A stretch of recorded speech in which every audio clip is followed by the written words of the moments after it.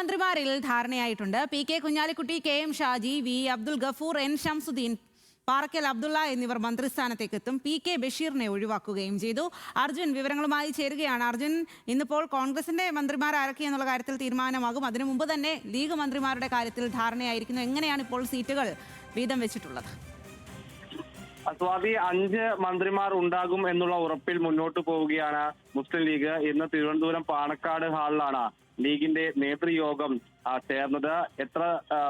ആരൊക്കെയാണ് മന്ത്രിസ്ഥാനത്തേക്ക് ഉണ്ടാവുക എന്നുള്ള കാര്യത്തിൽ ഒരു ഏകദേശ ധാരണ മുസ്ലിം ലീഗിൽ ഉണ്ടായിട്ടുണ്ട്. ഇന്ന് രാത്രി അല്ലെങ്കിൽ നാളെ രാവിലെ തിരുവനന്തപുരത്ത് വെച്ച് തന്നെ പ്രഖ്യാപനം നടത്താനാണ് ലീഗ് ആലോചിക്കുന്നത്.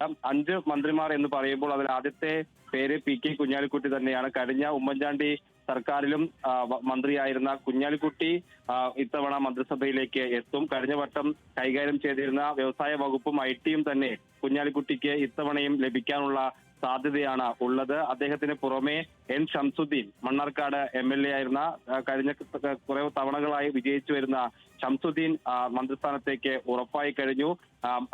പിന്നെ പാറക്കൽ അബ്ദുള്ള കോഴിക്കോട് നിന്ന് മന്ത്രിസ്ഥാനത്തേക്ക് എത്തും. കെ എം ഷാജി വേങ്ങരയിൽ നിന്ന് മന്ത്രിസ്ഥാനത്തേക്ക് എത്തുകയാണ്. അതിനോടൊപ്പം തന്നെ അബ്ദുൾ ഗഫൂർ കളമശ്ശേരിയിൽ നിന്ന് മത്സരിച്ച് ജയിച്ച മുൻമന്ത്രി ഇബ്രാഹിം കുഞ്ഞിന്റെ മകൻ കൂടി, അദ്ദേഹത്തിന്റെ പേര് കൂടിയാണ് ലീഗ് പരിഗണിക്കുന്നത്. അങ്ങനെ 5 പേർ മന്ത്രിസ്ഥാനത്തേക്ക് എത്തും എന്നുള്ളതാണ് ലീഗിന്റെ പ്രതീക്ഷ. ഉഭയകക്ഷി ചർച്ച കോൺഗ്രസുമായി വൈകിട്ടാണ് നടക്കുക. ഈ 5ാം മന്ത്രി സ്ഥാനവുമായി ബന്ധപ്പെട്ട് ചില ആലോചനകൾ കോൺഗ്രസുമായി ബന്ധപ്പെട്ട് ഇപ്പോഴും നടക്കുന്നുണ്ട്. ആ 5ാം സ്ഥാനത്തേക്ക് 5ാം മന്ത്രിസ്ഥാനം കൊടുക്കണോ അതോ മറ്റൊരു പദവി ആണോ എന്നുള്ള കാര്യത്തിൽ ഒരു തീരുമാനത്തിലേക്ക് ഈ ഉഭയകക്ഷി ചർച്ചയിലായിരിക്കും ഉണ്ടാവുക. 5ാം മന്ത്രിസ്ഥാനം ഉണ്ടാവുകയാണെങ്കിൽ അത് അബ്ദുൾ ഗഫൂറിന്റെ പേരിലേക്ക് എത്തുകയും ചെയ്യും. ഏറ്റവും പ്രധാനപ്പെട്ടത് മന്ത്രിസഭയിലേക്ക് ഉണ്ടാകുമെന്ന് പ്രതീക്ഷിച്ചിരുന്ന പി കെ ബഷീറിനെ ഒഴിവാക്കി എന്നുള്ളതാണ്. പി കെ ബഷീർ കൂടി വരികയാണെങ്കിൽ മലപ്പുറത്ത് നിന്ന് മാത്രം 3 മന്ത്രിമാർ മുസ്ലിം ലീഗിലേക്ക് നിന്ന് ഉണ്ടാകും എന്നുള്ള സാഹചര്യം ഉണ്ടാകും. അത് ഒഴിവാക്കാൻ കൂടിയാണ്, ഒരു ജില്ലയിൽ നിന്ന് മാത്രം ഇത്രയും പേർ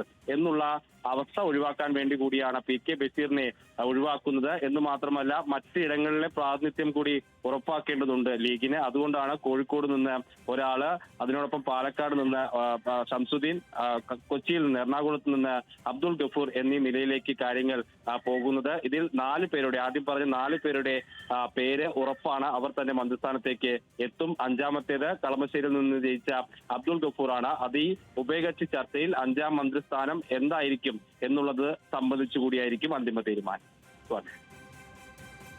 ശരി അർജുൻ, എന്തായാലും